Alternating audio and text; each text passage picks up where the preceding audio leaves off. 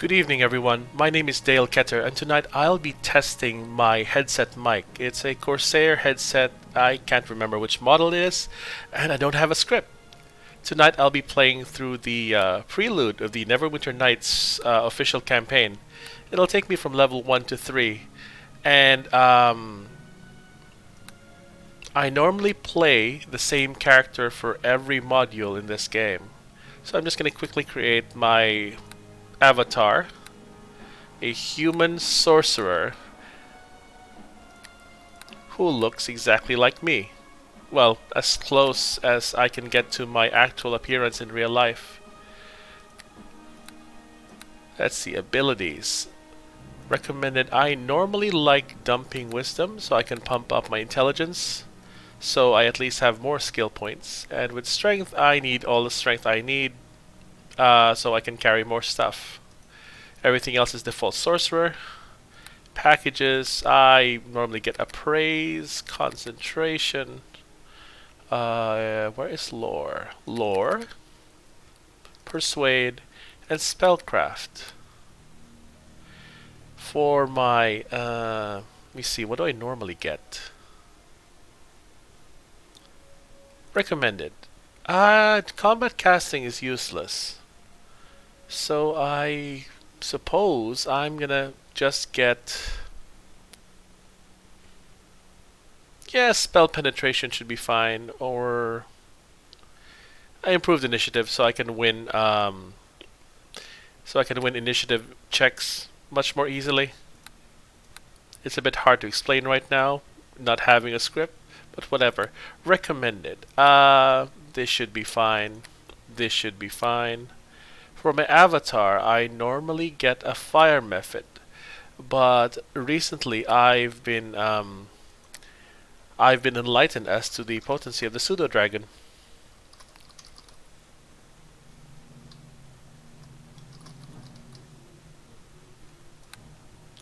Customize. This is where I get to customize my character's appearance. I normally try to make him as close to my actual body as possible. Now this is one of the interesting things about Neverwinter Nights. When I first played this back in, was it 2002 or 2003? You have the option to have a slender build or a chunky build, and being a chunky person, I would choose the chunky build. Clothing, I'm gonna go for the dark and edgy edgelord, and I'm gonna choose something close to my skin color and my hair color. Okay. Get on them! Attack, I say! Alright. I normally pick the Reserve Guardian voice set. I am 35 years old. My character is Plowshare, the sorcerer. I named my character Swords, because with swords to plowshares, it's a Magic the Gathering pun. Hi there, my name and my familiar are a Magic the Gathering reference. Okay, play. The Frozen North, the name given to the stark and unforgiving frontier I totally forgot that about lies this. beyond the high moor of Faerun.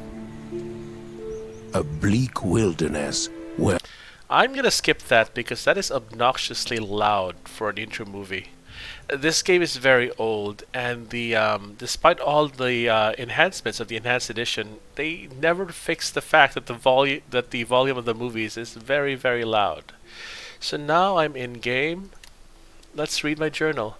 Academy Trading, Day 01, Month 06, 1372. So that's June 1, 1372. 2:01 p.m. You have trained long at the Academy, and today is your final day. To begin your adventures in Neverwinter, speak with each of the instructors in the complex. All will be able to give you tutorial information about basic skills. You will need to complete one last lesson, depending on whether your main focus is combat, rogue skills, divine magic, or arcane sorcery. Bards will be able to complete any one of these tests, while most other classes must report to the expert in their chosen field. Okay. I've played through this game a lot, so I pretty much know what's going on, so I'm just gonna start by looting this thing. Let me see. What equipment do I have? I have a dagger. Yeah, whatever. Let's go meet this guy. So, this is probably why the first thing I do when visiting a Discord server is to examine everyone I am talking to. I think Neverwinter Nights planted the idea that I instantly examine everyone's description. That would be their profile when I meet them. Pavel, he is uninjured. Neutral, that's not his alignment, that is his hit points. Or no, that's his disposition towards me. He's neither friendly nor hostile. Challenge rating challenging, which means he's like level 1 like me. This man looks at you expectantly, ready for your questions. He is the spitting image of the man standing next to him. There's a guy here. Bim and Pavel, yeah, they're twins. Finally, you're up. I was afraid you were going to sleep all day. I guess the instructors work you pretty hard here at the academy. Click. My name's Pavel. I'm one of the new recruits. I just arrived here at the academy this morning. Yes, I am Plowshare the sorcerer. Is it true what they say about you, that Lady Arabeth herself ordered the academy to send you an invitation to come here for training? I've never heard of anyone being invited to train at the academy before. Usually people are begging to get in. It must be a great honor for you.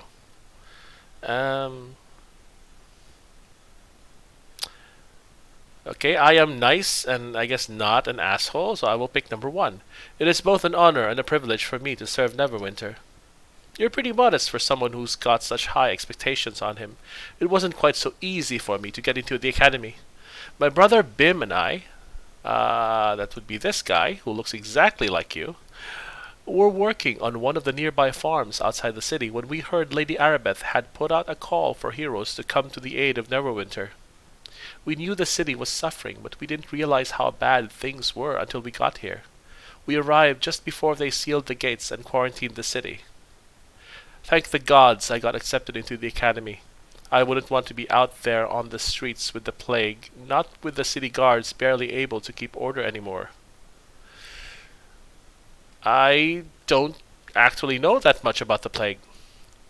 The Wailing Death is a plague worse than any recorded in the entire history of Neverwinter. The whole city has been quarantined. Nobody is allowed in or out. Yes, COVID-19. This is very topical. The Neverwinter militia do their best to enforce the quarantine, but people don't like being trapped inside the walls of a plague-infested city. Every day more bodies pile up in the streets, and the citizens move one step closer to panic and open rebellion. Can't say I blame them. It's only been a few months and already the dead number in the thousands. Shouldn't someone be looking for a cure? Most people have given up any hope of finding a cure for the Wailing Death. Potions and medicinal herbs do nothing, and even the prayers of the city's most powerful clergy have been ineffective. I guess that's why Lady Arabeth ordered the academy to open its doors to new recruits. The city needs a hero, someone who can save us all from the Wailing Death. Spoiler alert, that's my character. The word on the street is that Arabeth is actually working on a cure right here in the academy, but that's just a rumor, probably not even true. Can you tell me anything else about this plague? I don't know what more I can say about the plague. Everyone in the city is afraid of the Wailing Death. The bodies are piling up in the streets, and the citizens are on the verge of panic and open rebellion. I think you already told me this. So far, there doesn't seem to be any cure, and even the priests can't help those afflicted. You already told me this. I just hope those rumors of a cure for the plague turn out to be true. Tell me more about these rumors of a plague cure. I only know what people are saying on the street. Some claim Arabeth has a cure and she's going to start passing it out soon. Others claim she's keeping the cure for herself. But like I said, it's just rumors. Maybe some of the people who've been here at the academy longer than I have would know more about the cure, if there even is one. Anything else you can tell me? You could speak to my brother Bim over by the door if you want tips on adventuring. Otherwise, you should go see Olgerd in the next room. He's the one in charge of equipping all us recruits for our training. Other than that, I don't know what more to tell you. I'm just a raw recruit here. You're the one who's almost finished his training. Goodbye. Yes, I suppose you need to get on with your training. You'll probably need to go to speak to Olgerd in the next room and get your equipment so you can take the final tests and finish your training. If you want any tips or instruction on adventuring, then don't forget to say hi to my brother Bim on your way out. And off he goes. So I'm just gonna loot all of these containers here. Oh, nice. Concentration gloves. Unlike succeeding modules, the original campaign doesn't have much in the way of law enforcement, so you can freely loot all the containers in sight, save for a few scripted ones. I think it starts in the first expansion where you can't just loot everything in sight, unlike in Baldur's Gate 1 and 2 where you get punished for stealing stuff from people. Let's talk to this guy. I saw you talking to my brother Pavel. My name is Bim. If you want, I can give you a short tutorial on adventuring. I already know how to play the game, but since I am testing my microphone, I might as well indulge him. Okay. Just to let you know, you can break out of a conversation at any time by pressing the escape key on your keyboard or by walking away from the character you are speaking to. Now, let's begin the tutorial. Whenever you left-click with your mouse on a creature or object in the game, your character performs a default action. Default left-click actions include speaking to a person, attacking a monster, or opening doors and chests. Go on. Let's talk a little bit about camera control and viewpoints. There are 3 different camera styles you can use when playing Neverwinter Nights. I am setting you to the top-down camera mode to start this tutorial. That's the default setting for the game. Tell me about the different camera modes. You're in top-down camera mode right now. To move around this mode, you use the mouse. Your character will run to any place you click on the screen. You can rotate the camera left or right and zoom in or out using the arrow keys. You can also use the mouse wheel to zoom in and out, and if you hold the wheel, you can use the mouse to rotate the camera. That's how I normally do it. Go ahead and move around in the top-down camera mode to try it out. Come back and speak to me when you're ready to try the other camera modes. Yeah, sure. Okay. You've had a chance to test out the top-down camera mode. Now we'll let you try the chase camera mode. Okay. Movement in the chase camera mode is the same as in the top-down camera mode, but in this mode the camera automatically rotates to follow you as you move around. If you wish, you can still zoom in and out or rotate left and right manually using the arrow keys or the mouse wheel. I'm switching you to the chase camera mode now. Go ahead and move around in the chase camera mode to try it out. Come back and speak to me when you're ready to try the third camera mode. Okay, that's interesting. A bit disorienting because I'm an RTS player, but this is probably more familiar to people not used to RTS. That's really disorienting. I don't want to play in this mode. Okay, you've had a chance to test out the chase camera mode. Now we'll let you try the driving camera mode. Okay. This one's a little different. You still control the camera using the arrow keys, but in driving camera mode, movement can also be controlled by the keyboard. The W key moves you forward, the S key moves you backwards, and A or D turns you left or right. You can also strafe left or right using the Q and E keys. I guess those are the default hotkeys, but I modified my hotkeys to use ESDF. It's basically all the hotkeys shifted 1 key to the right. Go ahead and move around in the driving camera mode to try it out. Come back and speak to me when you're finished. Interesting. Okay then. You've had a chance to try all 3 camera modes now. You can choose between them by selecting Controls from the Options menu. But I'll set you up with whichever option you want right now. Just tell me which one you'd prefer. Top down is better. Done. Okay, now that you understand camera modes, let's continue with the tutorial. Okay. You can right-click on any object or creature in the game, including yourself. I've been doing that. This is very important to remember, as right-clicking will bring up a menu that lets you access most of your abilities and actions. Try right-clicking on me to bring up the menu, then select the attack icon on the right of the menu to punch me. The attack icon is at the 3 o'clock position on the menu. Yes. Right-click on me to bring up the radial menu. Then select the attack icon on Let the the right. earth take my attack has no effect. Yes! My attack has not... I didn't even punch him. Wow. Oh, it was so fast, the animation didn't play. Okay. Seems like you got the radial menu figured out. Remember, right-click on objects to bring up the radial menu. You can even right-click on yourself to access skills, feats, and other special abilities.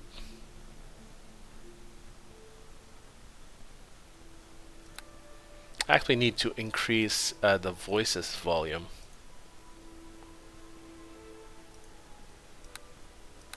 There we go.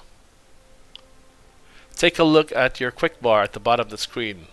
All caps green. The quick bar is one of the most important features in the game. You should learn to use your quick bar. I shouldn't read it like that. The quick bar lets you use many of your most important skills, feats, abilities, and items. To use an ability from the quick bar, just hit the corresponding function key from your keyboard or click on the quick bar slot with your mouse.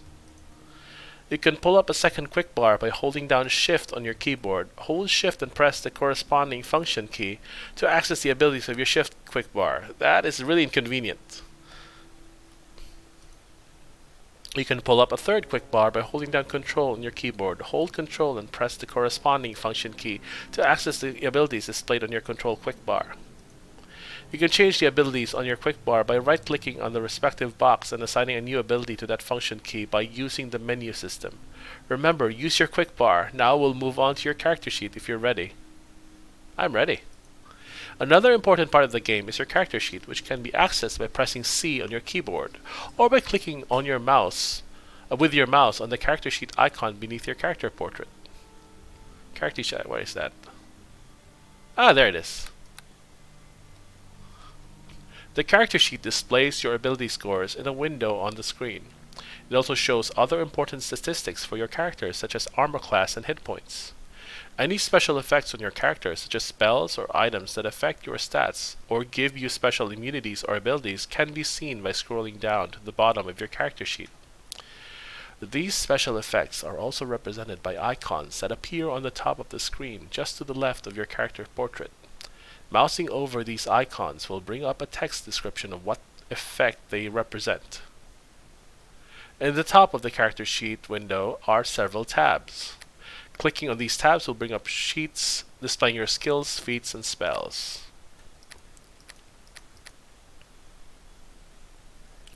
Next, I'll tell you about the pause and play function if you're ready. In a single-player game, pause and play is enabled by default. In a multiplayer game, it's up to the DM whether pause and play will be available to the players. I don't ever plan on playing this game in multiplayer, so pause and play is the way to go. When pause and play is enabled, you can pause the game by pressing the spacebar. While paused, you can select a spell to cast or use a special ability or item with the same controls used during actual gameplay. These actions will show up in an action queue across the top of the screen in the order you selected them. You can clear the action queue at any time by clicking on the ground. You can also switch equipment, armor, and weapons while in pause mode, although, like the actions in the action queue, these changes won't take effect until normal gameplay resumes. To end pause mode, just press the spacebar again. It's basically just like Baldur's Gate. Okay, we're almost done with the tutorial now. Pause, unpause. There's just one last thing left for me to teach you if you're ready to go on. Go on. We've covered most of the basic controls, so now it's time to focus on how you rest. Resting is a very important part of the game, especially for a spellcaster like me. Remember to rest often. Resting heals you, it lets you prepare spells, and it restores any feats or abilities you may have used up.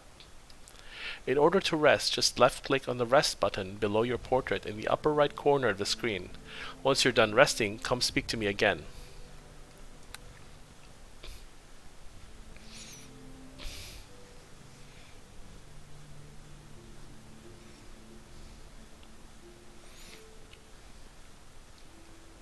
Well, looks like you're all rested and ready to go and complete your training. Just head on through the door and you'll find Olga waiting for you. Olga will help you get your equipment so you can complete your tests here at the Academy. Is there anything else you need? Goodbye. Good luck with your training, Plowshare the Sorcerer. The instructors at the Academy will be happy to give you more lessons on how to play the game specific to your class. If you ever need a refresher course on this tutorial, just come speak to me again. I just remembered that my character name is also a reference to Project Plowshare. That was the US government's top secret plan to use nuclear weapons for peaceful purposes, as in agricultural purposes, like using nukes to plow the land, which is fucking insane, but whatever.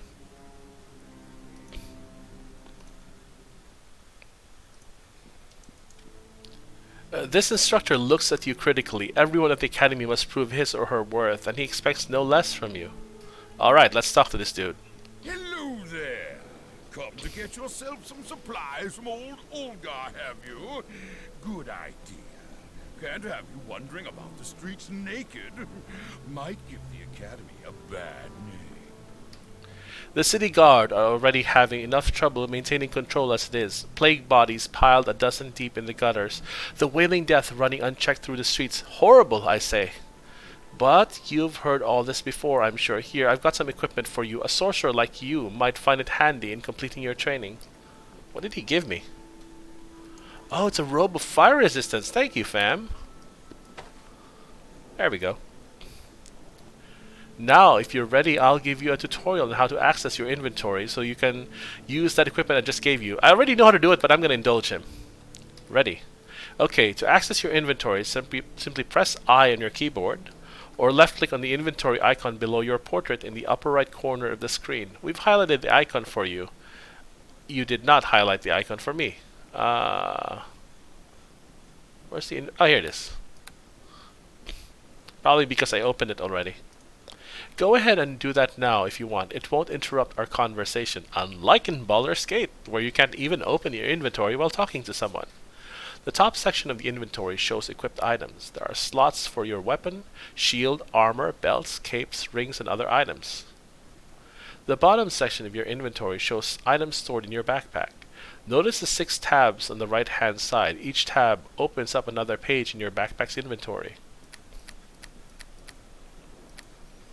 Yep.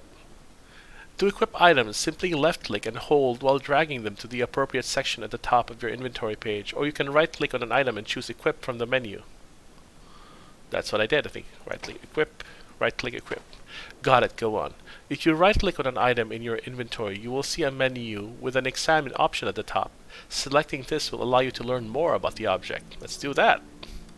Robe of Fire Resistance. Protective garments such as this one are usually made by a wizard to protect a clumsy assistant. Damage resistant fire resist 50. This is going to be really useful for a long time because I'm going to be using a lot of fire spells, including Fireball, which deals friendly fire, because I'm on hardcore difficulty. When you examine magical items, the game will automatically check your lore skill. If your skill is high enough, you will get a complete description of the properties and abilities of the object.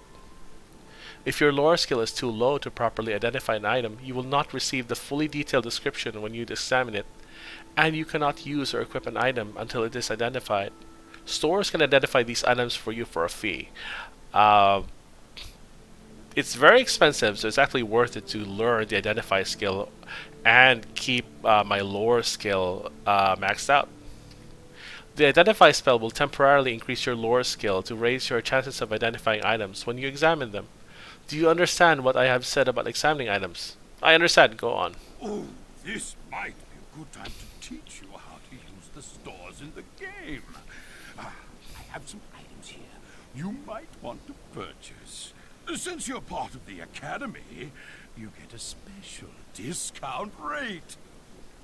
Are you interested in seeing my store? I'll give you a quick tutorial on how they work too. Yes, I'd like to get a tutorial on stores and see what you have for sale, even though I already know how to do it. Before we enter the store, let me explain how it works. This is important. You're going to be using stores quite a bit during your adventures. All stores are accessed through dialogue. just talk to a shopkeeper and tell him you want to see what he has for sale.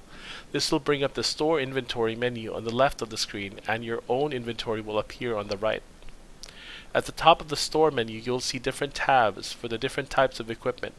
Click on a tab and it will bring up the first page of the store menu with that type of equipment. Go on. There are arrow buttons in the upper corners of the store menu for scrolling through the different inventory pages. On each page, passing the cursor over an item will display the name and cost at the bottom of the menu. If you want more details about the properties of an item, left-click on the Examine icon in the bottom left corner of the menu, and then select the item you wish to learn about. To buy something, simply click and drag it from the store menu to your own inventory. This will purchase the item and automatically deduct the gold from your total. Selling items works the same way. Just click and drag an item from your inventory to the store menu and the item will be sold. I prefer just right-clicking and selling. It's more convenient. Go on. To identify an item, just click on the Examine icon in the bottom left of the store menu, then click on the item you need identified. This will bring up a menu with a picture of the item and an Identify button on the bottom and an Identify button on the left. Click on the Identify button and a confirmation box will appear detailing the cost of the service. To leave the store at any time, simply click your mouse on the X in the top right corner of the store menu. That's about it as far as stores go. So, are you interested in seeing my inventory now? Yes. Great, I'm sure you'll find my prices most reasonable. When we're done, you'll find the door leading out of this room is unlocked. Yeah, I heard it open up. I don't really need anything here because I'm a sorcerer and I don't really need a lot of items. So I'm just going to sell all my useless stuff. I don't need that. I don't need that. I don't need that. I do not need that. Gonna stack these items.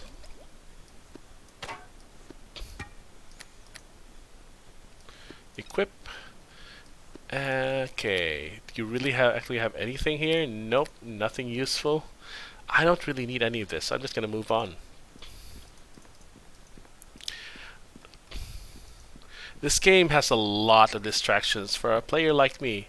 When I first played this game, it took me a while to leave this tutorial area because there was so much to examine and read. Berna, this instructor, yeah, same description as that guy. Let's click on her. Hey there. You're one of the students here at the academy, aren't you? I'm Berna, an instructor here at the academy. If you like, I can give you a quick tutorial on how to use your map and journal. Sure. To use your journal, simply left-click on the journal box beneath your character portrait or press the J key on your keyboard. Go ahead and do that now. It won't end our conversation. Click. This brings up your journal entries for the current chapter. Right now, you should see two quests on in your journal, Academy Training and Speaking to Berna. Go ahead and click on the Speaking to Berna entry to get the detailed description of that entry. You can click on an entry to bring up more details at any time. Berna is explaining the journal system to me. Thanks, fam. Okay, I understand that. Go ahead and close your journal now. You can do this by hitting the J on your keyboard or by clicking the journal icon under your character portrait. Yeah, let's close that. Quest complete. That's the sound effect for completing quests. The most wonderful sound. Now I'm going to update your journal. Open your journal again. You'll see the Speaking to Berna entry has been moved. It's now in the completed quests section of your journal. After speaking to Berna, I now understand how to use the journal. Yes! We did it, Reddit. Notice that on the top of the journal are tabs for your quests, your completed quests, and a section where you can make your own notes. As I already mentioned, Speaking to Berna and the Speaking to Berna entry is now under the completed quests tab. Click on the entry. Notice how it's changed to tell you that the quest is now over. That's about it for the journal. You want me to go on to the map tutorial now? Yeah, sure. Okay, first make sure your journal is closed. Now, to use your map, left-click on the map box beneath your character portrait or press M on your keyboard. The top of the map is always north. Here's the map. Go ahead and do that now. Your location on the map is marked by an arrow. That's me. And the arrow points in the direction you are facing. You understand so far? Yes. The arrow keys on the top of the map let you zoom in or out. Maps will fill in as you explore an area. You can leave the map up to help guide you as you are adventuring. I normally do that. I'm an RTS player, and I am normally watching the minimap and not the actual game world. You will also see that there are small pins tacked onto the map. These are your map notes. They mark important locations in an area. Simply move your mouse over one of the pins to read the notes. Combat training, store, this is where we came from, and this is the exit.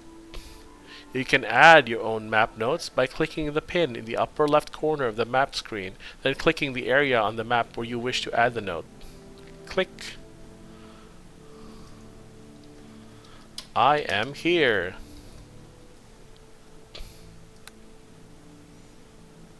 I can't actually see the map note until I move out. Let me see.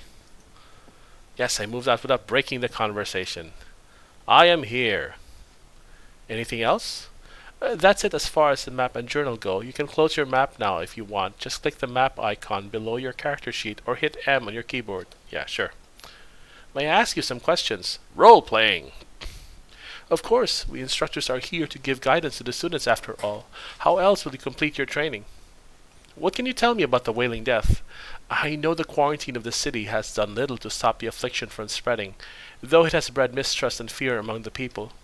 Lady Arabeth does her best to keep the peace, but the rumors are beginning to fly. People suspect some dark evil is behind the Wailing Death. Spoiler alert, you are correct. Soon the panic may lead to open rebellion. I think that's what Bim or Pavel or whoever that guy is told me. I pray we of the Academy are not forced into battle against the citizens of Neverwinter. You will be. They are the very people we are supposed to protect. Tell me about Lady Arabeth. Lady Arabeth de Tilmarand is a paladin of Tyr. She may be young, but she has already proven her courage and her devotion to both Neverwinter and Tyr. Lord Nasher Alagondar himself has given Lady Arabeth the task of saving Neverwinter from the Wailing Death. She is actually here at the Academy right now in the South Assembly Hall. Once you finish your training, you can go to meet her. Alright? She's probably going to tell me the same thing as Pavel did anyway. So anyway, where can I go to complete my training? Just head through the exit in the southwest corner of this room. The Academy training rooms are all in the hallway beyond. Once you finish your training, you can go meet Arabeth in the South Assembly Hall. Goodbye. Goodbye, Plowshare. Time to loot the bookshelf. Hey, it's a lore book. Some of these are randomly generated. I believe this one is... I'm not sure if this is randomly generated or if it was placed here. But anyway, this describes a place we will be visiting in... Is it Act 2? Is it Chapter 2, Chapter 3? I think it's in Chapter 2, the ending of Chapter 2. The dangers of Ilusk pale in comparison to the host tower of the Arcane, the home of the Arcane Brotherhood. This magically created stone structure is built to resemble a giant tree or an open human hand. It rises into a central spire surrounded by 4 spires at the points of the compass. All are of equal height and each bristles with many lesser spires, balconies, and branching turrets. The Arcane Brotherhood is a mercantile company and spellcasters guild. It maintains several safe houses in Luskan and in other cities of the north, and at least one fortress somewhere in the mountains north and east of Luskan. The host tower, however, is the seat of its strength. Host tower. Hard information on the upper echelons of the Arcane Brotherhood is very difficult to come by. It is clear, though, that some of the senior wizards have recently been destroyed or trapped in forms from which they can escape, communicate, or work magic. Some have been moved behind the scenes, and some have left the Brotherhood to pursue their own aims, lichdom, mastery in other lands or planes of existence, and so on. Even still, it should be noted that current activities of the Zentarim, the Cult of the Dragon, and the Red Wizards of Thay reveal that they haven't managed to place agents or even spies in any positions of importance within the Brotherhood. The Brotherhood has been known to change with menacing rapidity, as its internal feuds tend to be deadly. Travelers are advised to avoid even coming to the attention of this evil manipulative group. Foreshadowing. Yes, a lot of them have been killed by Chapter 2. Return of the Beast. This is one of the more enigmatic books I read. I assume this is a reference to the big bad evil girl, Morag, we will be fighting at the end of this campaign. At first glance, this ragged tome appears to detail the ancient history of the Sword Coast. Closer inspection reveals the words Return of the Beast scrawled across the original title in an almost childlike hand. Whole sections of the book are crossed out and replaced by an indecipherable code, and weird sketches fill the margins. At one point, the unnamed second author breaks into near coherence, though the entry is obscured by some sort of fluid or slime. A slow change. After ages of waiting, the beast that ruled the land returns to take back their world from the upstarts. The beast will make slaves of the 5 crowns and put whole races to the lash. The elves, the dwarves, and the kingdoms of men will all fall as one. Actually, I think this might be a Lord of the Rings reference, but it could also be a reference to Morag. Moving on.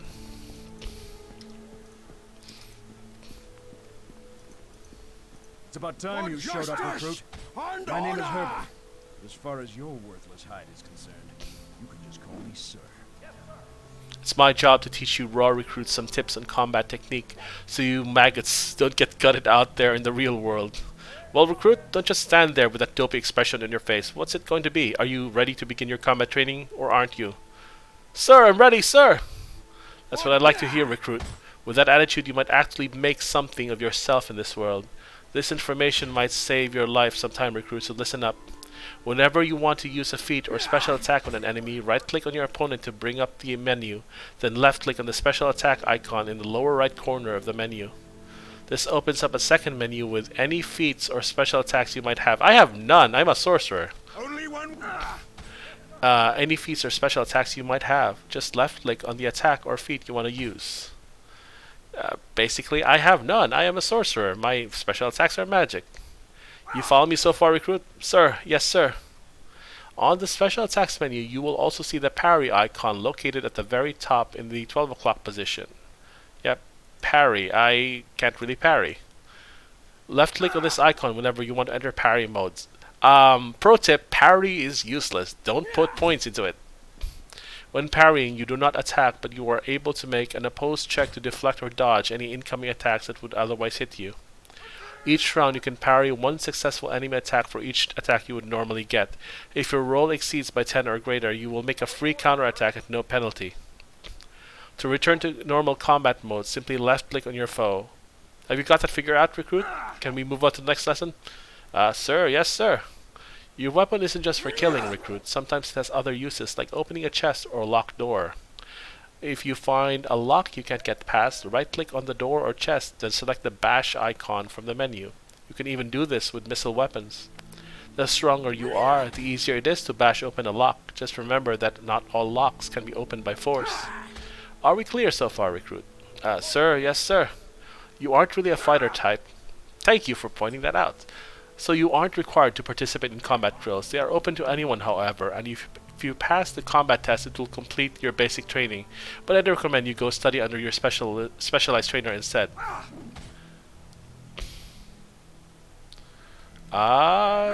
Sure. I think... I don't want to try the combat drills, sir. I figured as much. You're no warrior. Go test your skills on one of the other tests and trials here at the academy. You're dismissed, recruit. Before I move on, I want to check this out. Ferdinand. Hello there. Hello there. You must be Plowshare the sorcerer, the one I've heard all the instructors talking about. They're mighty impressed with you, I must say. Oh my goodness, I'm more Mary Sue than Wesley Crusher. It's a pleasure to finally meet you, Plowshare. I'm Ferdinand, the Academy's resident keeper of exotic... You're Hagrid. I was afraid you wouldn't make it by my little corner before you completed your training here at the Academy. So, have you come here to view the menagerie? Or was there something else I could do? Oh, it's the zoo. It's a miniature zoo inside the Academy. The menagerie? What are you talking about? This academy was founded with the purpose of training adventurers, so it only makes sense that we would collect strange and exotic monsters, the kind adventurers might encounter during their explorations. Yes, I will encounter all of these during the campaign. We allow our students to study the creatures and their habits up close, so that they will be better prepared when they encounter such beasts in the wild. So you imprison these creatures and then experiment on them? Hey, we're not savages. The animals are here for us to observe, not to butcher. Every month, Sam, the local druid, comes by to inspect the creatures and make sure they're treated right. This is the guy in the city core who sends you on the quest to liberate the animals from the zoo. And I'm always watching for signs of injury or illness. Every one of my animals is well fed and properly cared for. I look after my charges like I'm their father. Tell me about yourself, Ferdinand. You actually want to know something about me? That's a twist. Most people just want to see the creatures in the menagerie. They're far more interesting than I am. When I was young, I always knew I wanted to work with animals, but I didn't really want to live the life of a druid or a ranger. I didn't relish the idea of living out in the wild all by myself. I worked for a while at the zoo in Neverwinter, tending the animals and such. That led to an apprenticeship here at the academy under the former keeper of exotic creatures. When she retired, I took over the job of running the menagerie. I want to ask you some questions. That's basically same thing. Goodbye.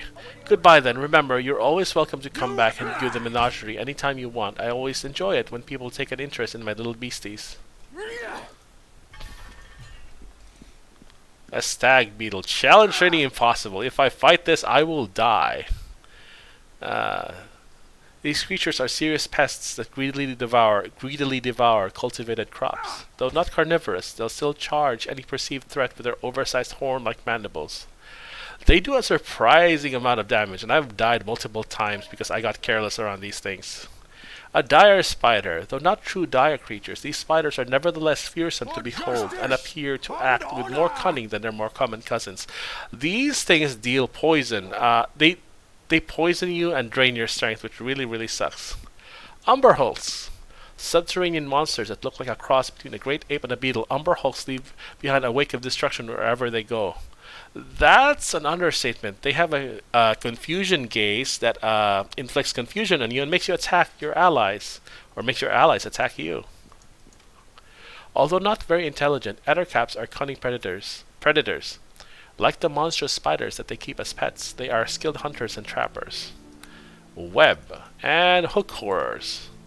Covered in the hard, chitinous exoskeleton, their forelimbs hooked and bladed, these vicious subterranean predators can be fearsome to behold. I don't remember where I see these in the original campaign. They are more common in the Hordes of the Underdark expansion, as are Umber hulks. Moving on.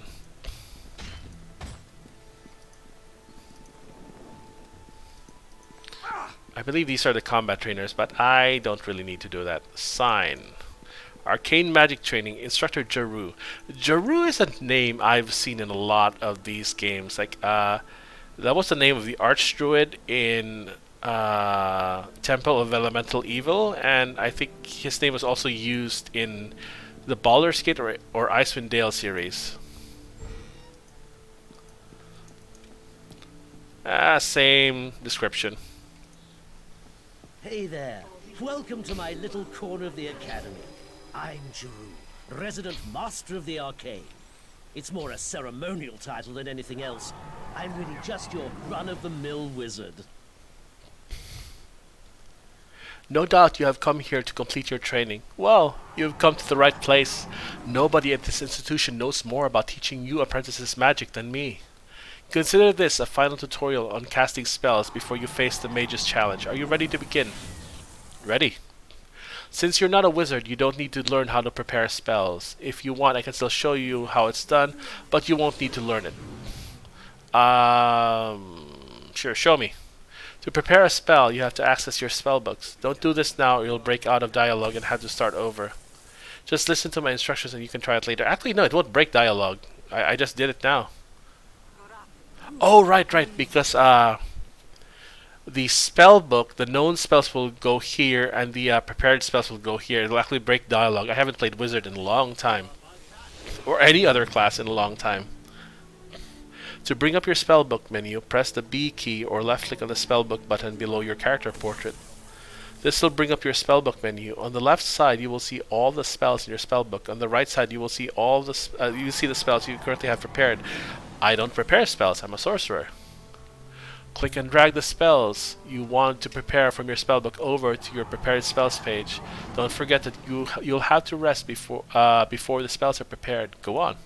It's very important for a spellcaster to remember to rest. Resting is how you replenish your spells.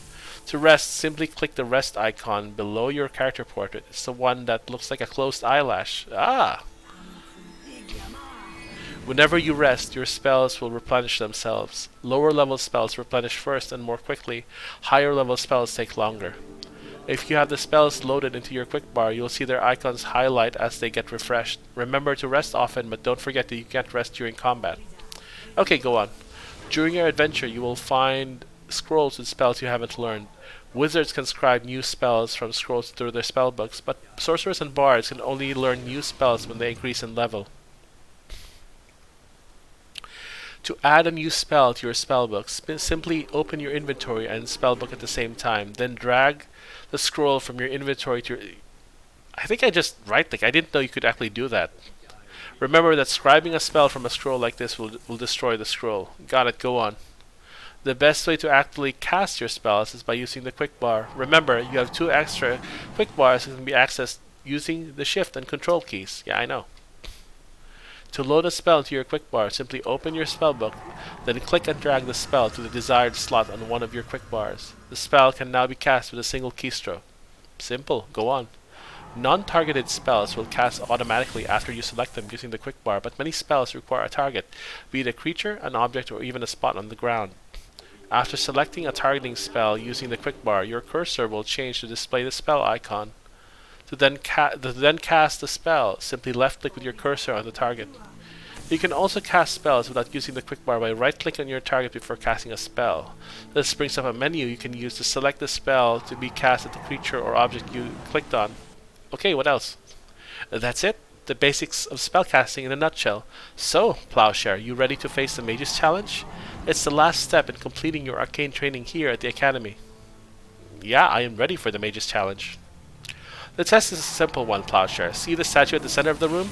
All you have to do is destroy it using a spell and the challenge will be complete.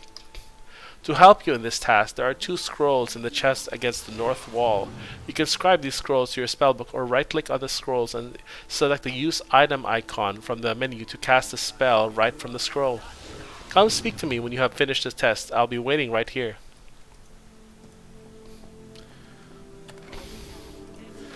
I'm going to keep that to sell. Is there anything here in this bookshelf? Oh, book piles.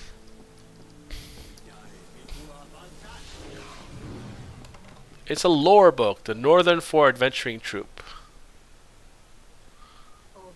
This is the backstory of Lord Nasher Ofala. I don't know who this guy is. And this is a guy we'll meet later on. Except for Dumal Erard. We meet all the members of this adventuring party.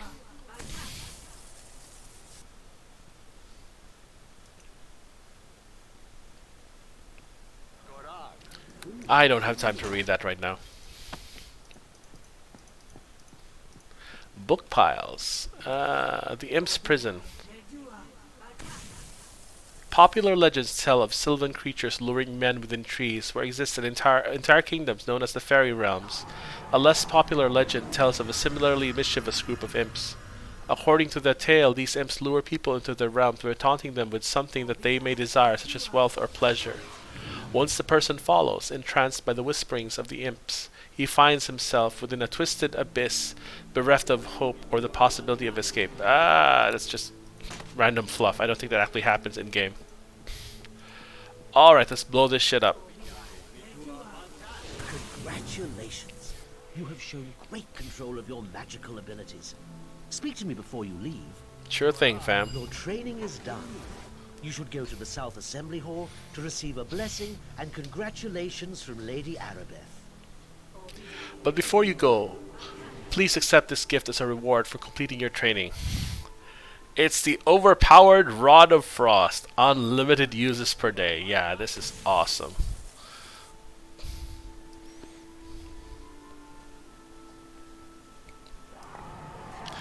So I'm going to assign this to F1 to make it really easy to cast. This is basically an unlimited use Ray of Frost.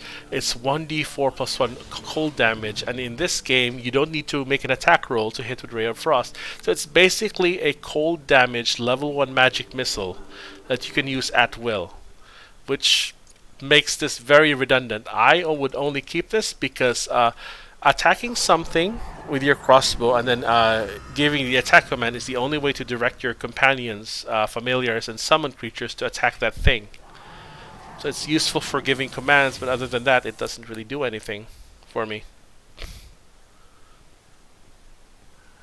But before you go, please accept this gift as a reward for completing your training. Now, is there anything else I can do for you? Goodbye.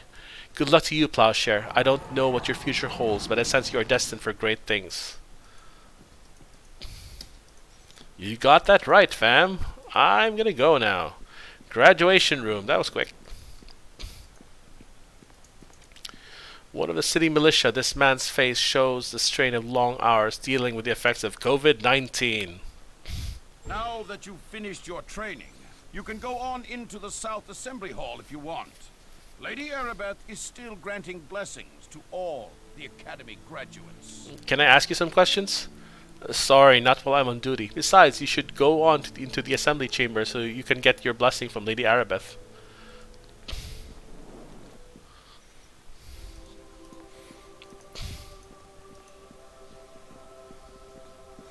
So these are some random named NPCs that we will never see again.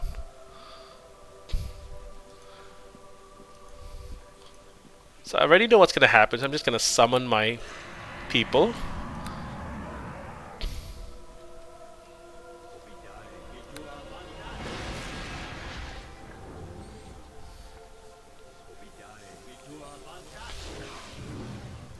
Arabeth. Lady Arabeth is the epitome of grace and concentration, although she is obviously preoccupied with worry for those suffering from the plague. Congratulations! Your training here at the Academy is now complete. May the blessing of Tyr be upon you. I have been looking forward to meeting you. The instructors here at the Academy speak very highly of your skills. I am Lady Arabeth de Tilmarand. Perhaps after the graduation ceremonies, we can speak in private. Uwu. Neverwinter can use someone like you. Uwu intensifies. We should arrange to... Wait, what was that? Did you feel it? Brace yourself, we are under attack. Alright, here we go. We are under attack! Oh, he has spell resistance. Strike it in. Attack. I guess that's a reason for me to use this crossbow, because they have spell resistance.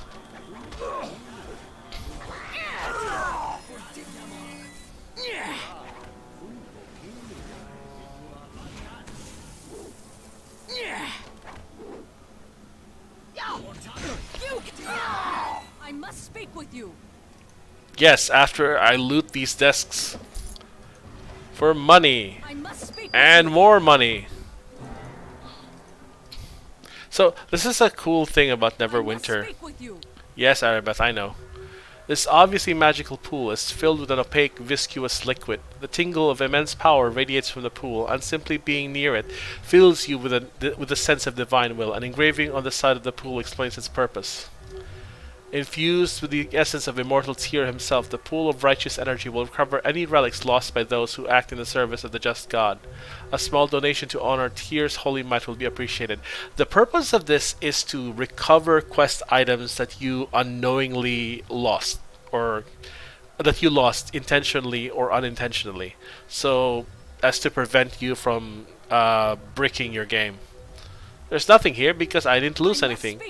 And I've never actually had to use this dividing pool ever since I started using Neverwinter Night. Since I started playing Neverwinter Nights. Listen to me. There is not much time. I fear this is no random attack we have suffered.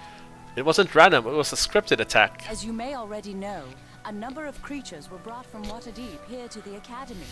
It was believed the reagents for a spell to create a cure could be extracted from them. We tried to keep this information secret, but this attack reveals our secret is well known, even to our enemies. Everyone at the academy seemed to know about the Waterdavian creatures. Rumors spread more quickly than the plague itself, or so it would seem. But what is done cannot be undone. We must focus on the task at hand. Neverwinter has many enemies. Some declare themselves openly, such as the city of Luskan. Others keep their identities hidden from us, striking from the shadows. I do not know who is behind this attack, but it is obvious they are here to destroy our hope of ending the Wailing Death. You must protect the Waterdavian creatures. They must not be allowed to fall into the enemy's hands. Wait a minute, you're not coming with me? I would take you to the creatures myself if I could, but I fear my presence would make protecting the creatures more difficult, if not impossible. Our attackers appeared here in this room. It is likely their arrival was magically centered on me. They must have assumed I would be with the Waterdavian creatures. Even now, our enemy may be watching me through magical means, hoping I will lead them right to where the creatures are kept. I cannot take that risk. A magical spy cam on the pretty paladin lady. You must do this alone. Go back through the hallway leading to this room, and take the corridor to the east. It leads to the chambers where the Waterdavian beasts are being kept. I'm lawful good. I will do as you command, Lady Arabeth. Take this key. It will open the locked east door back in the hallway leading to this room. I will stay here.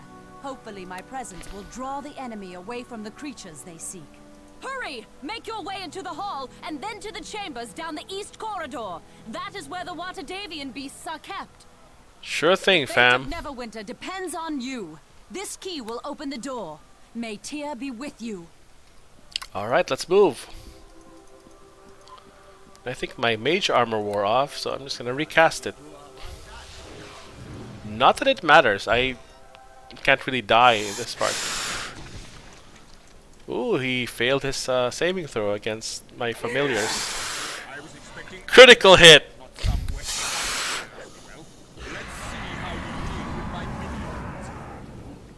Yeah, we just killed him.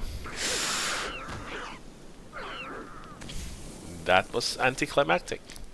Now, I could go ahead and clear all of the rooms, but it's kind of pointless because I will be level 3 at the end of this tutorial module, regardless anyway, and it's going to be a waste of time clearing all of them, and I have a mission to do. So let's go.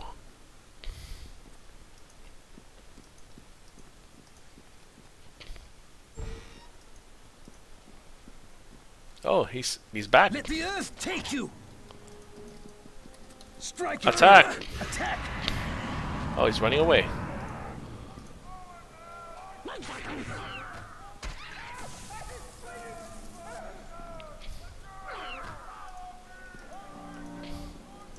Chest. Some random Ring of Fortitude +1. It sucks, but it'll fetch a good price at the merchant. Let's open this one. Potions. Not that we need them, I can just rest as needed. It's Pavel.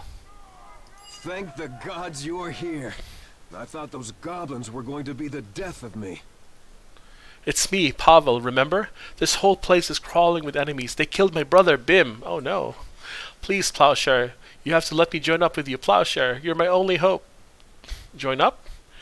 Everybody needs help from someone once in a while, someone with skills you don't have, or sometimes you just need some extra muscle or magical firepower. That's why most towns have places you can go to hire henchmen to join up with you. When you talk to them, they'll be quick to offer their services for a fee. But I'm not asking you to pay me anything, I just want to join up with you so I can avenge Bim's death and maybe get out of here alive. Okay, join up with me. I'll follow you and use my skills to help you out. If you ever want to give me more specific instructions, just speak to me. I'll change my tactics accordingly. Continue. I've got a mind of my own, but you're the one in charge. I'll need your help too. If I get hurt, I might need you to heal me. If you can't cast healing spells, just use a potion to heal me. Just drag one to me from your inventory and I'll use it. Now let's get out of here. Now, unlike previous games, you can't actually directly control your companions. They're basically subject to artificial stupidity. More lore. I'm gonna read that later.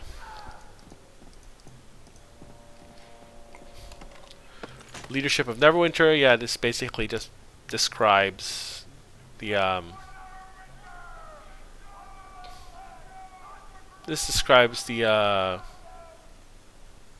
well, it's a very bare description of the government. Anyway, moving on. Let's see what Pavel is. He is a fighter, a true neutral fighter with a morning star.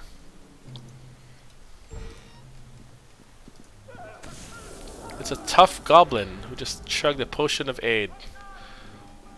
That's not going to protect you.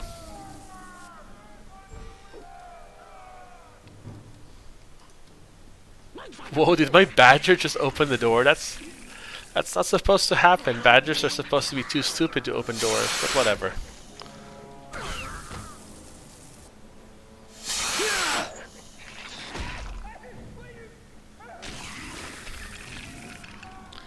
Okay, let's kill these dudes. Doot. Loot. It's a potion.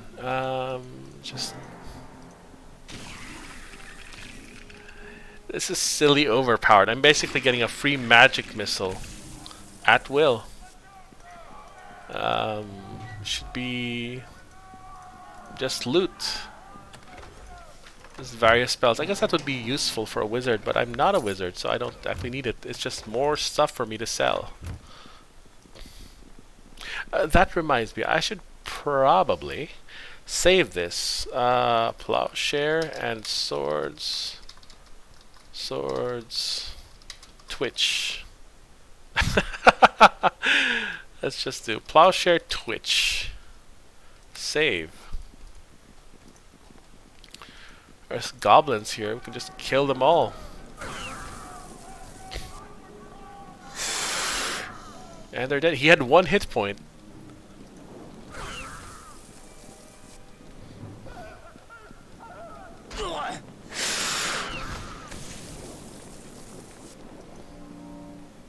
Why do I have 7? Or oops. Oh shit. Okay, good. Why do I have 5 out of 7?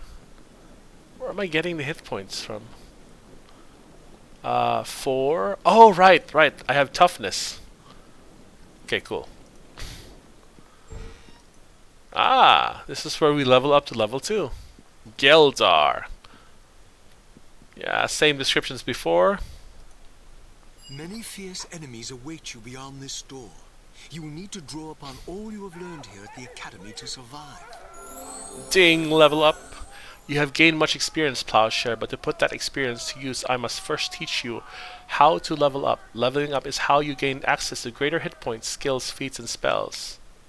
I already know how to do it, but let's oblige him. I'm ready to learn how to level up. Then we shall begin the lesson.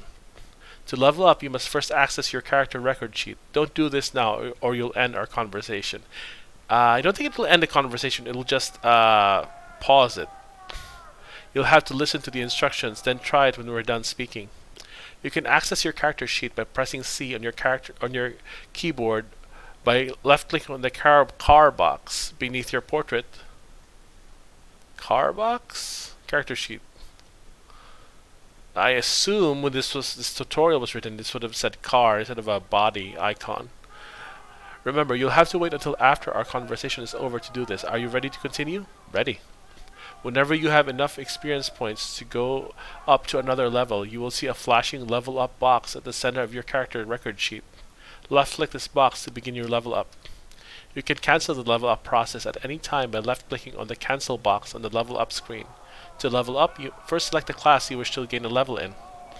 You can have levels in up to 3 different classes. Some classes may not be available to you because of alignment restrictions. After selecting the class you wish to gain a level in, click the OK box. Please continue. After selecting the class to level up in, the skills page appears. Click on a skill to assign a skill point and gain a rank in that specific skill, or if you wish, you can click the recommended box in the bottom left. This will automatically assign your skill points in the pre-selected default package based on your class and level. When you are done with the skills page, click OK. This will bring up the feats page if there are any new feats available. Available feats are listed in a menu on the left. Click the arrow beside a feat and it will move to the known feats menu on the right. Again, you can click the recommended box for a default package. I highly recommend not clicking the recommended box because the builds they recommend, the choices they recommend are really bad. Simple enough. Depending on your class and level, other pages will also appear during the level up process. Using the mouse, you may have to select new spells, assign ability point increases, or choose a new familiar or animal companion. Simply follow along each page and click OK when you are finished. At any time, you can click the cancel box to quit the process and start over. Go on. On the subject of henchmen, you'll need to remember a few things. For instance, when you gain a level, your henchmen will also gain a level, matching your progress. However, this only happens if they are in your party when you gain the level. When you first meet a henchman, or if they were not present for a time, you may be more experienced than they are. Don't worry, you can train them and make up the difference. When you speak to with a henchman that is lower level than you, you will have the option to tell them to level up. Easy as that. I understand. Anything else? This is the end of our lesson, Plowshare. Only once you have leveled up will you be able to pass through the south door. Let's do this. I already know what to take. I'm going to be a single class sorcerer. Concentration, lore, and spellcraft. Basically, I only have 5 skills, but since appraise and persuade are cross-class skills for me, I can only improve them every other level. So I'll have 2 leftover points, which I can use next level to upgrade appraise and persuade. Known spells. It doesn't really matter what I choose. I can just choose Acid Splash. In some modules, Acid Splash is actually very useful because it's one of the few ways to finish off trolls. However, in the official campaign, trolls don't have to be finished off with acid. They just regenerate, and if you bring them to 0, they die. I don't need to change any of these spells. I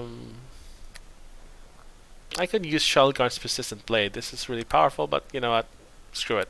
I'm going to travel with a full menagerie. I'm going to keep Swords, as Pseudo-Dragon. He doesn't get a Cone of Fire until level 5, but whatever. He's really powerful, and he has True Sight.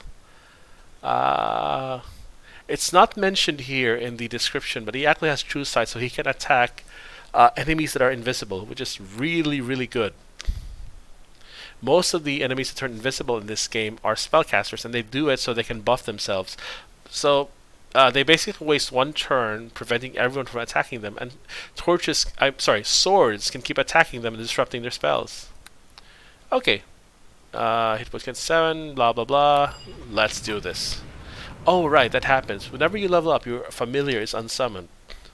Oh, I can't rest because there's enemies. God damn it. I'll have to kill them all. Yep, that sucks. Goblin.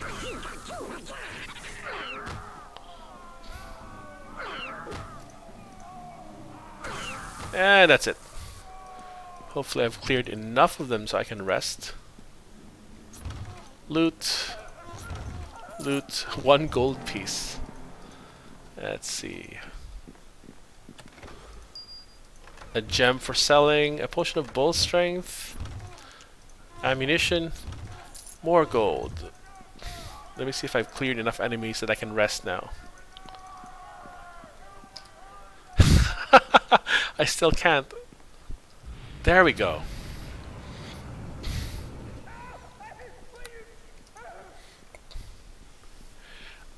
Every party member that you add to your group in Neverwinter Nights reduces the XP you get, but how do I describe this?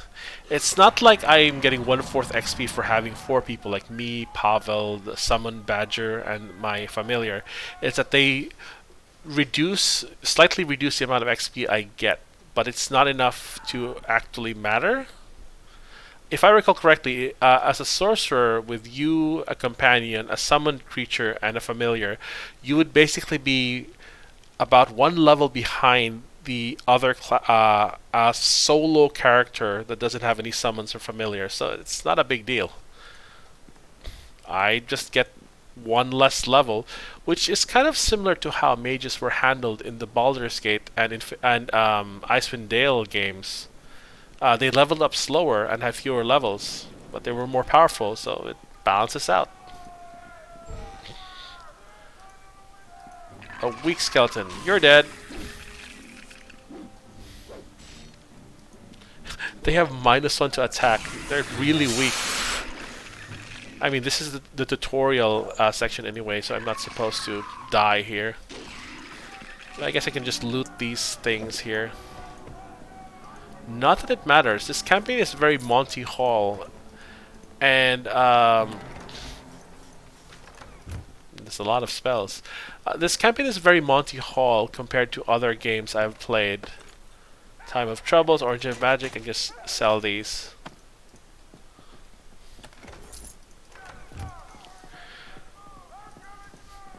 Although, the crazy thing is that most of the good loot has to be quested for, so I guess that's a good thing. Me getting appraised just lowers the amount of money I spend on stores and increases the amount I get for selling stuff. So it helps a bit, but oh wow, crap. The most powerful items are generally not for sale. To an extent. Gold is still very useful in this game. Just because the most powerful, best in slot items aren't for sale doesn't mean that a lot of really useful items aren't worth it. Because they are. The idea behind my build is that I use magical and economical power. Sorry, sorcery and money combined to win the game. Oh, what's that? Did my badger just open the door? That is weird. But then again, this campaign is very old. I remember playing this game before the expansions were released. And, I didn't know I could access it here. I don't really need to finish off everything. I'm just gonna go on and continue. I'm not a completionist by any measure, but every bit of coin helps. You know what? I just heard someone summon something, so let's, I guess, clear this whole thing for more money.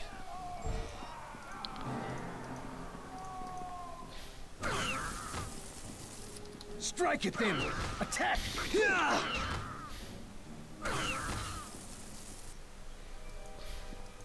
Oh, here's another thing I noticed. I'm getting more XP for these goblins despite being higher level than before. If I'm not mistaken, if your enemies are too high level, you get less XP? Or it could just be they're just stronger goblins than the ones I faced in the previous area. Alright, moving on.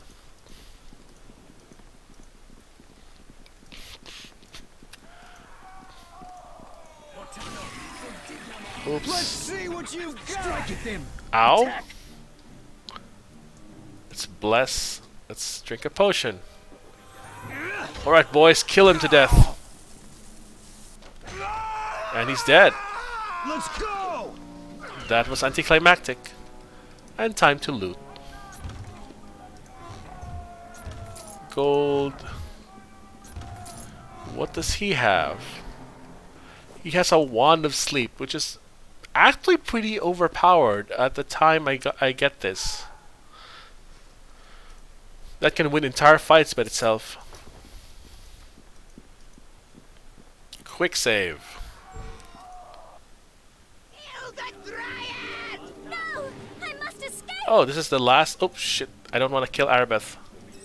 Oops. My bonds are broken! I must escape this place!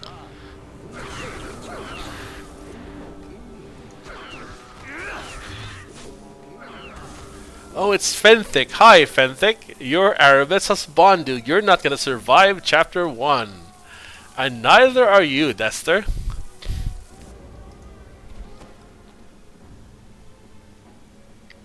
Okay, Too late. creatures are lost. The Academy students slain. No! This cannot be! How could this happen? All is lost, Fenthic. The nymph has fled. The Yonti and the other creatures have escaped into the streets of the city. And where was Erebeth during all this? I have come from Lady Arabeth. She sent me to protect the creatures. You are the student she sent? Did Arabeth really think a whelp such as this could defend the Waterdavian creatures? She should have come herself. Is she really so blind, Fenthic? Tester, I will have you speak no more ill of Lady Arabeth. She did what she thought was best. Ah! I know of the feelings you and our Lady Arabeth have for each other, but it does nothing to change the facts. She was wrong to bring the creatures here. I will leave you and your lady love to clean up this mess, Fenthic. I must go and make arrangements to recover the cure Arabeth has so carelessly lost. Alright. I need to speak to you. And you are talking to me right now. I owe you my life, Plowshare. Without you, I wouldn't have made it out of here. I could have died, just like my brother. You've got what it takes to be a great hero, Plowshare, maybe even a legend, but this life isn't for me. I know that now. You just have to stick with it, Pavel. All I could think about in there was how afraid I was of dying. I wanted to curl up in a corner and just close my eyes to everything. Those aren't the thoughts of a hero. Thank you once more for saving me. I know you'll be a great hero someday, but I don't want to risk my neck for fame and fortune. I'm no hero. I just want a nice, quiet life. I doubt our paths will cross again anytime soon. Goodbye, and good luck. Alright, bye. You must forgive Dester. The strain of the Wailing Death weighs heavily on the Helmites. As their leader, Dester has worked long and hard to help ease the suffering of Neverwinter, and this most recent setback has upset him greatly. I'm Fenthic Moss, priest of Tyr and companion of the Lady Arabeth. You must be the student Arabeth told me about. Yes, I am Plowshare. Dester and I arrived with reinforcements shortly after the attack began. We found Arabeth in the South Assembly Chamber, hard-pressed by dozens of the mysterious assailants. We managed to drive off the attackers, and Arabeth told us she had sent one of the students on ahead to defend the Waterdavian creatures. While Arabeth tended to the wounded, one of the mages who had arrived with the reinforcements teleported Dester and me to this room. Alas, we arrived to find the cages upturned, the creatures fleeing. Is the battle over then? A few straggling goblins are all that remain of our attackers, but I fear we have lost this battle. The Waterdavian creatures are gone. We have no clues as to who planned the attack, and I doubt any prisoners we take will know anything about who is truly behind this. In any case, discovering their identity is secondary. Our first priority must be to recapture the Waterdavian creatures so that we may extract a cure for the Wailing Death. Would there be some type of reward for recovering the missing creatures? I mean, I'm lawful good, but I got bills to pay, you know? I would like to think whoever helps in this task does so out of a selfless desire to end the misery of the plague. Yes, I am selfless, but I am also pragmatic, Mr. Moss. However, I have no doubt that there will be both gold and glory for those who recover the Waterdavian creatures. I will help you in this task, Fenthic. From all accounts, you are a capable man, Plowshare. Arabeth told me the instructors at the Academy spoke very highly of you. I do not know what role you are to play in this, Plowshare. I'm gonna save everyone. You're gonna die.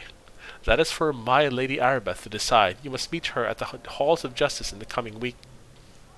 Lady Arabeth will have more information for you then. Hopefully, we'll have a better understanding of what we are up against. We must all do our part, Plowshare. I wish to ask you some questions. Alright, this is basically the end of the tutorial module, so I have time to kill. Tell me about yourself. I am a servant of Tyr, nothing more and nothing less. I serve Neverwinter as is my duty, and my heart weeps as the city suffers. When Lord Nasher appointed Arabeth to find a cure for the plague, I vowed to stay by my lady's side throughout the ordeal. We are inseparable. So you and Arabeth are lovers. Arabeth and I are of one heart, it is true. Is this surprising? We are both disciples of Tyr. We are both servants of Neverwinter.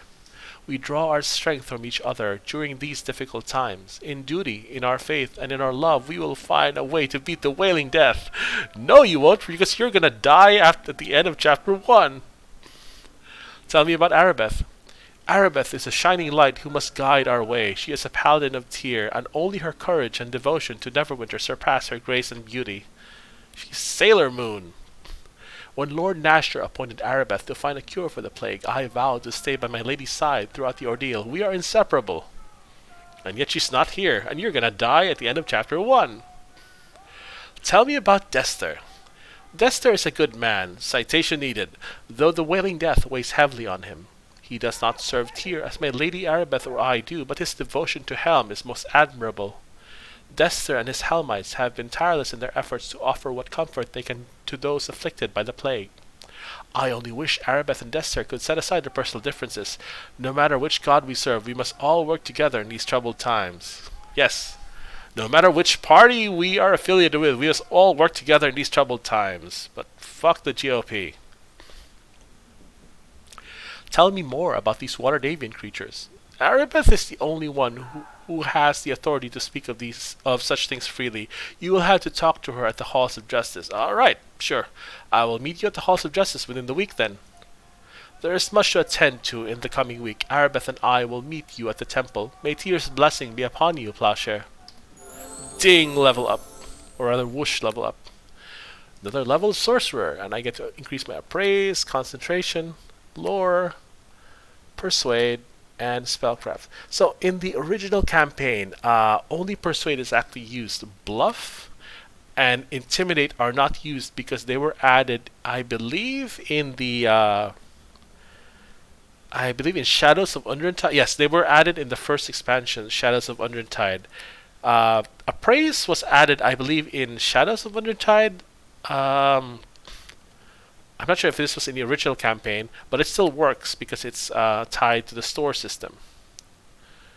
Okay. Let me see. What should I get? I could go for Meta Magic or... So the thing about D&D 3rd Ed is that you don't get a lot of feats, and basically you're forced to plan your character out meticulously. I will know that at level 15 and 18 my feats will be Spell Focus and Greater Spell Focus Necromancy, which means I have 3, 6, 9, 12. I only have 4 feats to spare. So 2 of those would be Maximize Spell and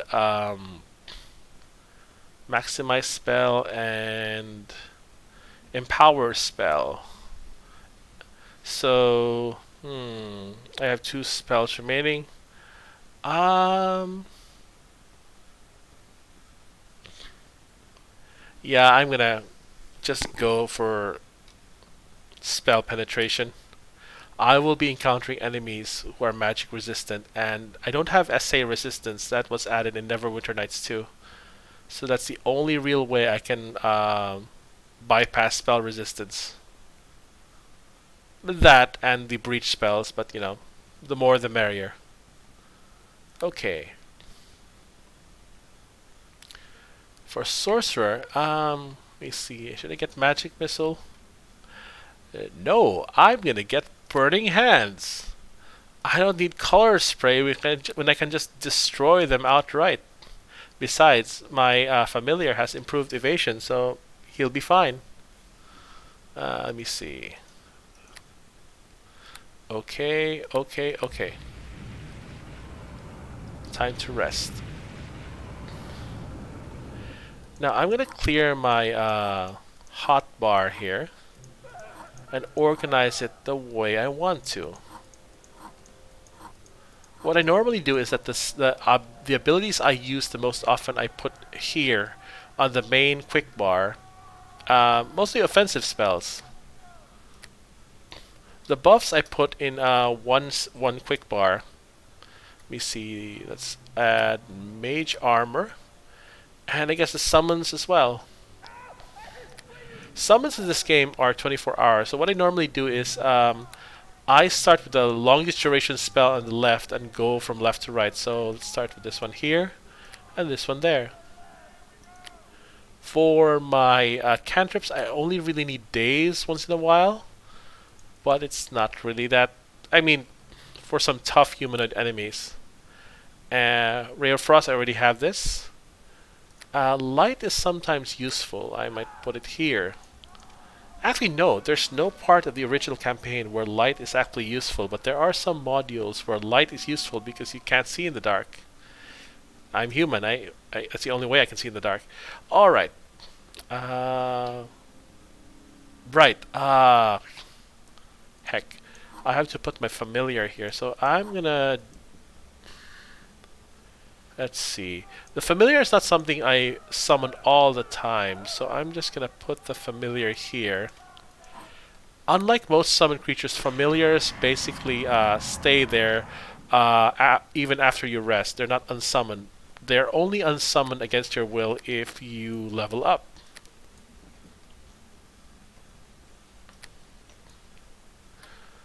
Let me see. No, normally I put buffs are separate from summons. I'm gonna put the summons here. Light here, and that's it. Probably the weapons. Let's put them here. I keep a melee weapon on hand, so I don't provoke opportunity attacks when I get engaged in melee and I don't want to cast anything. Because in this game, if you get attacked as a sorcerer and you're using a ranged weapon, you will automatically retaliate with no way to disable your attack, so I have to switch to melee so I don't provoke opportunity attacks. Anyway, time to go on and go through a really loud cutscene. It's loading the next module. I have a solid state drive. In one brutal attack, the promise of those at the Academy had been all but snuffed out. Oh goodness, it's so pixelated. Hope disappeared with the Waterdavian creatures, and the weight of the terrible sickness pressed down on the city once more. Even more chilling, the whispered rumors of enemies seeking to destroy Neverwinter from within had proved true, though the identity of those responsible for the slaughter was as yet unknown. Still, a flicker of hope yet remained, for not all had died in the attack. From the bloody carnage at the Academy, a survivor had stepped forward. That's me! A champion to carry the torch in this darkest hour. Alright, this is the beginning of chapter 1, and I will end this stream here. Let me Plowshare, Twitch, save game, and that should be it. And now I'm going to review my stream, and I'll see you folks some other time. Good night.